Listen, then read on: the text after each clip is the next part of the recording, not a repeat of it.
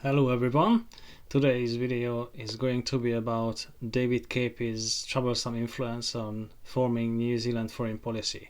Before we dive into this, it is the 1st of April by the way, my 13th video, what a sign.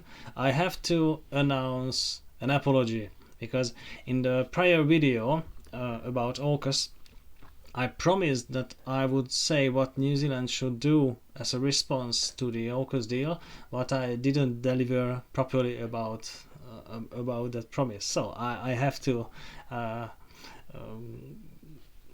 come back to that, and then I will walk you through an article which quotes David Capie, and I will show why he is problematic.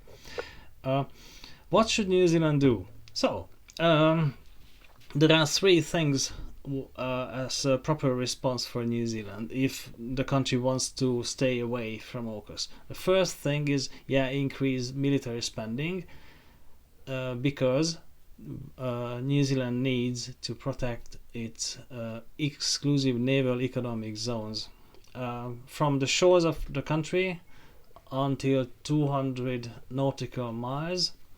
New Zealand has exclusive economic rights to explore the resources there, and it's a long-term trend, but either piracy and illegal fisheries were exploiting these areas, and as Robert Patman said, these areas needs to be protected.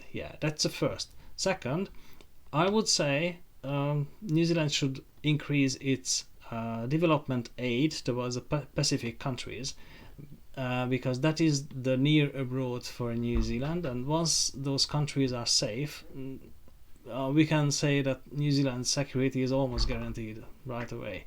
And at the moment New Zealand doesn't spend 0.7% of its annual GDP on development assistance, and this region might need that sum of money. It would be 2.1 billion, 2.2 billion dollars. It might be relevant for those countries and also for New Zealand's security. That would be my second recommendation.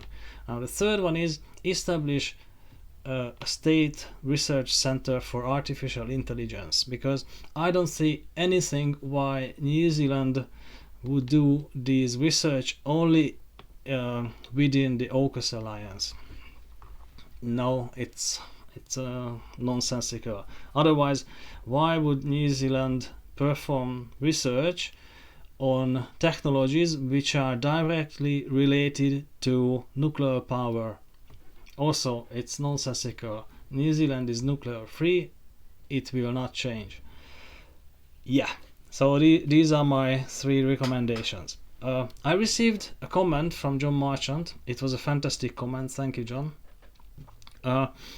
I learned a lot from it, and he wrote that New Zealand was never going to join AUKUS. Well, I wanted to respond to him that I see the problem differently, and saying that I wouldn't be surprised if New Zealand would join, but before I could respond, I saw an article in Stuff that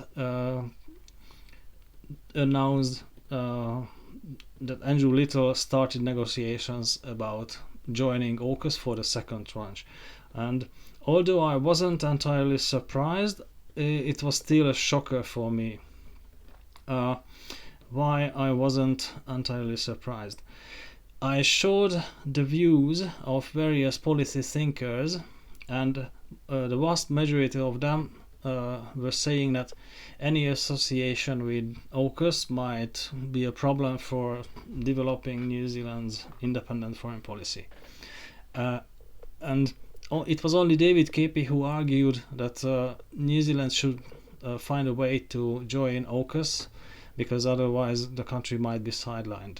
And I provide the link to the article by Sachdeva, hopefully I pronounce his name properly, that describes and includes David Capie's thoughts on this. I also provide a link to Robert Patman's article on Stuff, and I believe he wrote that article as a direct response to to the views shared by David Capie. And the shocker was that David Capie's views are very problematic, and Andrew Little took them for granted. He decided to move as far as David Capie said. And I knew David Capie from previous interactions, and he is not a good academic. No, I wouldn't even say that he is an academic, because he is not good. But still, he has tremendous influence. He is stubborn, and he wants to go through with his ideas regardless of possible opposition. And the problem is, Andrew Little accepted them without any serious consideration on the other views. Now I will show why his views are problematic, and we need to walk through this article. Hopefully I can bring this up on the screen. Oh yeah, okay, here we go. So this is Sam Sachdeva's article about Capie's thoughts. The first quote is not reference to Capie, but we can find out it was him. A foreign policy expert has warned our country risks being left on the sidelines of critical discussions about artificial intelligence and other future technologies if it can't find a way into the trilateral AUKUS alliance. Now, it is typical of David Capie that he doesn't like taking responsibility or ownership of significant political recommendations. The problem is why the discussions about artificial intelligence are tied to the AUKUS deal. Why not just recommend discussions outside AUKUS? Moving on. David Capie, director of Victoria University of Wellington's Centre for Strategic Studies, told Newsroom the submarine deal reflected the increasing deep defence relationship between the US and Australia. Why, with New Zealand's only former ally investing eye-watering sums in the alliance, the foreign policy differences between the two countries were becoming more profound. As I highlighted in the previous video about AUKUS, the sum of the payments are just enough for Australia to reach 2% per GDP spending on military. So it is actually tied to the United States foreign policy. It's altogether not an eye-watering sum. It is normal for other NATO countries. Also, it is relevant that the deal costs 4 times more than a former French deal would have. So the question whether private interests lay in the background of the deal from the United States is crucial. Why would the American subs cost 4 times more than the French? Importantly, David Capie did not recognize this. Okay, concerning the differences about the foreign policies of Australia and New Zealand, I would say it is relevant to note that Australia is a middle-sized power, while New Zealand is small. Therefore, their structural relevance in the global security system is different. David Capie should know this if he wants to regard himself as an academic at all. Okay, moving on. No one expects Wellington to see the world in exactly the same way to Canberra, but there will definitely be some on this side of the Tasman wondering whether we are at risk of disappearing off a radar of relevancy. Why would we disappear off the radar of relevancy? Here I need to note that this comment is probably fueled by David Capie's own narcissism and aspirations for relevance, combined with his lack of self-confidence. He doesn't have self-confidence. That's a big problem, actually.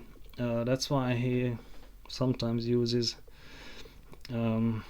questionable methods to promote his views. And in the article it becomes clear that New Zealand was alerted about the deal, as Nana Yamamoto said this clearly. So actually there is no danger of disappearing. I can't help but laughing. Capie said it was the second pillar of work focused on non-nuclear technologies that arguably had more significant implications for New Zealand.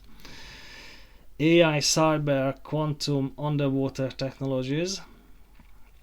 there's real questions there about how long a country like New Zealand, which has always wanted to be in the room when there's talk about the development of new standards, will be happy sitting on the sideline while three of its closest partners talk about those critical technology issues. Okay, this quote made me think about the allegory about the mouse that roared. All countries might have a say on developing standards. It's not unique for New Zealand. We need to know that excellence in international diplomacy bears fruits. Mike Moore, as a good diplomat, was the General Secretary General of the WTO, the World Trade Organization, between 1999 and 2002. So, if someone is good, they get the chance to have a say. Also, Crawford Falconer, a New Zealander, became Great Britain's Brexit negotiator. At the moment, the WTO discussed settling body, the appellate body, has a New Zealand chair. So I don't see why we would fear that New Zealand would disappear off the radar. Come on, it's... And now, but it is important because the alliance is related to the possibility of nuclear proliferation. I think New Zealand's nuclear-free policy would immediately exclude any kind of association with it. So I don't know why Andrew Little didn't think about it at all. Moving on, the alliance could not be seen in a vacuum, Capie said, but in the context of the largest military build-up in the region's history through China's rapid modernization and growing assertiveness. Whether or not what we are seeing is the beginning of a more intensive arms race, I think is probably too early to say, but there's much sharper military conversation going on across the region and the risk of conflict is growing. It's wrong not to face that square on. Okay. Okay, so the first one, not to see the alliance in a vacuum. This statement is stating the obvious. Why would anyone think that the alliance is understood in a vacuum? Yeah, it's just David Capie's arrogance. It is also widely known that China and other countries are building up their military capacities, so there's nothing new in here. Now, the second paragraph of the quote actually contradicts the former one. If we see the largest military build-up in the region's history, then it is indeed the beginning of a more intensive arms race. It's not too early to say. So, are we seeing this military build-up or not? It's a direct contradiction in the article. So, in critical thinking, when there is a direct contradiction, that means the claim is absolutely unacceptable. So, still, Andrew Little went on after David Capie's views became known. It's appalling. He didn't even consider Helen Clark's views, who was the former leader of the Labour Party. It's appalling. Okay, why is David Capie this influential?